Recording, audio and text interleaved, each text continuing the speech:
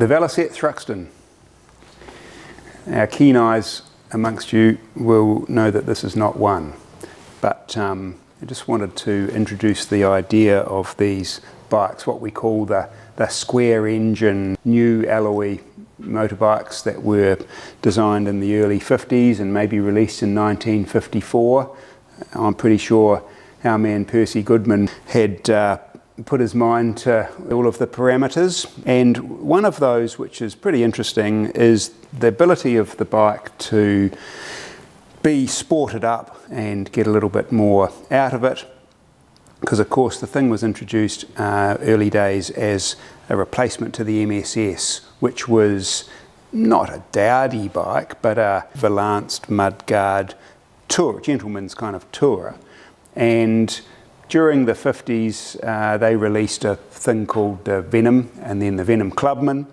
And this thing is formerly a Mark II Clubman. And some people would say this is kind of, in a way, a better motorbike than a Thruxton, or a more usable motorbike. It shares a lot of the features of a Thruxton. And really this one is kind of within the very last Velocettes produced, which is bizarre, 1969, because in 1969 you could buy some quite sexy bling. But here it is, so it's got the big tank, swept back pipe, so it's sexed up a bit, it's got rear sets and set up a little bit like there was an Australian version called the Sportsman, I think, and the Sportsman may have varied from this. It might have had the Thruxton cutaway in the tank, and effectively, they were all the same. And later on we can look at a Viper and a Venom, but let's cut away and have a look at some Thruxtons.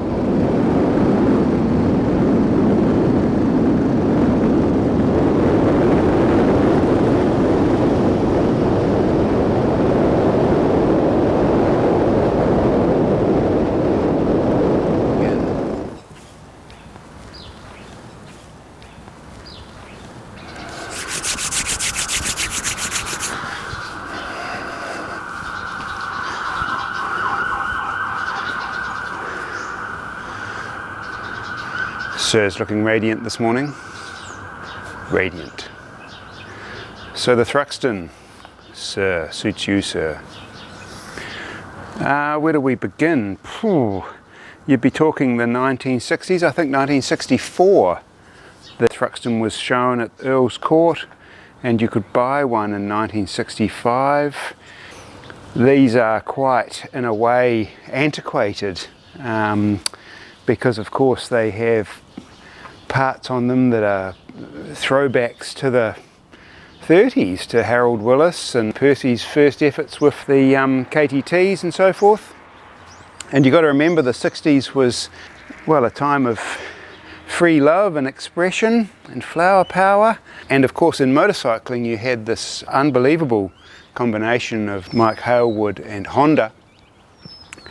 And so in the late 60s, those Hondas were unprecedented in power, but handled like a pig. It just made Hailwood look incredible, really. So by the time when you were in the market for potentially for a Thruxton, I think every red-blooded man wanted a four-cylinder Honda, and every red-blooded woman wanted Mike Hailwood.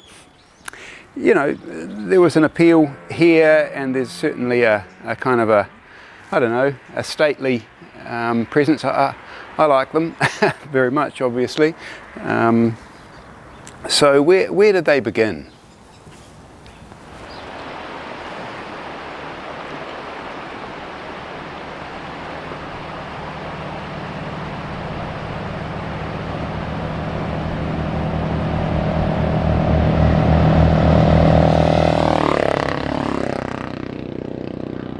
Racing developments on the pushrod 500 Velocette. How many people have cut their teeth on these? Me, and many others, much more significant than me, but I don't know, going back to the day, so the 50s, you'd be talking, I think there was actually a Thruxton airfield in Hampshire course where endurance races were starting in the 50s, and ran through, and obviously that's where the name for this model came from. But there were quite a few people, and all around the world, I believe in Australia, in South Africa, America, there were developments of the standard engine happening, and mostly these was focused around the head. So you'd be talking changes of valve diameter, bigger inlet valve, smaller exhaust valve, change of valve angle to stop them tangling at higher revs. So Velocettes in their own way came up with the Thruxton head, which sported a full 2-inch inlet valve. Whew, sir, I mean that was a monster. I think that was been the biggest production inlet valve at the time. Okay, so 1961, the factory put in an effort in Monterey, is it, in France, for an endurance race event. It did incredibly well, managing, I think it was just over 100 mile an hour. It might have even been 104 miles an hour for 12 hours, and just over 100 miles an hour for 24 hours. Now that, at the time, was a record for not only 500cc production motorbikes, 750cc production motorbikes, and open class motorbikes. And that record stood for a long time, and I don't even know whether in the 500 class it's been bettered.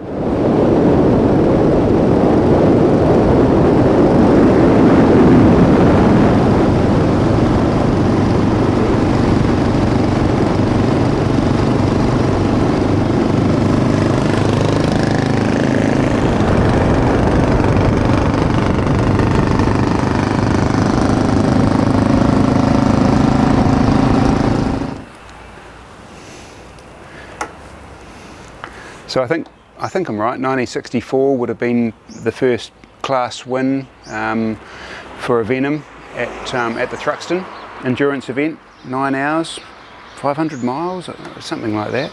And I think they took that in 65 and 66.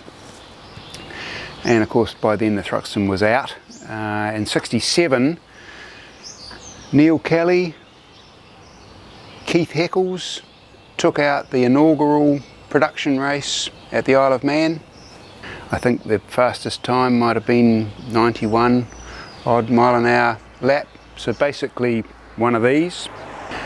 And so much development around that time, and after that time as well. I believe one of these went to the Yorkshire dealer Ken Swallow, and my mate Bill Swallow ended up with one of these, and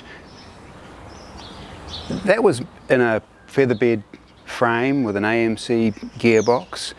And Bill went on to race that when all of this was finished, you know, and carried on for some time doing the unbelievable, really. I read an article which was called The Scruffy Devil, which kind of epitomises the Swallow efforts in racing. And you know, the great thing about Bill was he wasn't scared to, you know, he chopped the frame down and put the rails from the steering head to the swinging arm because he thought he could tuck in more, and why not, you know? And that was, well, that's a Sealy almost, isn't it?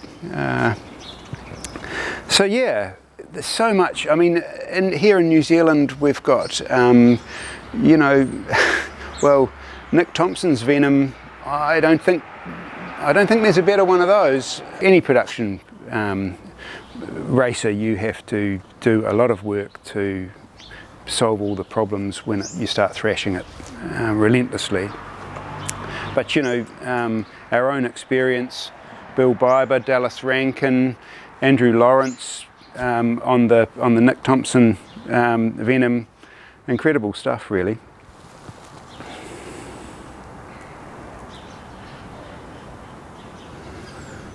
So this machine is pretty much the genuine article. I mean, I couldn't believe it when I researched and found that they were set up with a 350 and a 300 tyre, so getting the skinniest Speedmaster at the front, and it just handles so beautiful, The previous owners put this Mark II concentric on it, probably frustrated about starting the bloody thing, but I really enjoy riding this machine.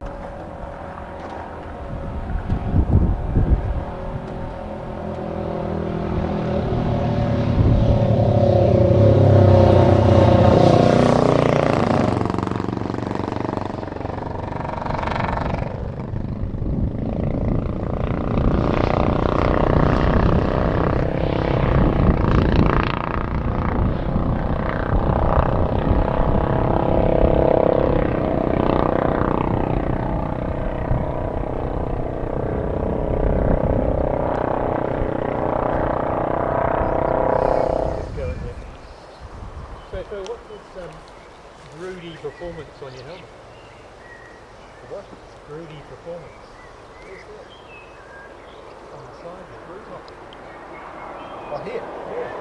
That's